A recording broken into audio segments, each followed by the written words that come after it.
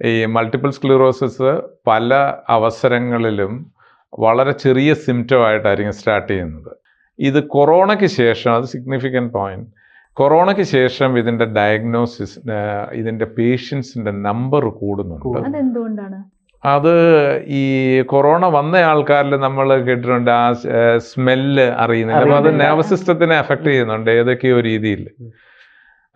രണ്ടാമത്തത് vaccination related ആണോ എന്നൊരു സംശയവും ഇതുണ്ട്. അപ്പോൾ അത് 2 കാരണങ്ങളാകാം.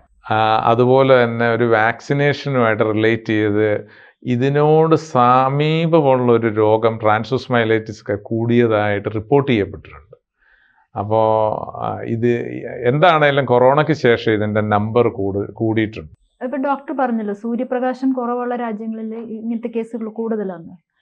അപ്പോൾ അത് വൈറ്റമിൻ ഡി ആയിട്ട് അപ്പോൾ എന്തെങ്കിലും ബന്ധം ഉണ്ടാവുമോ?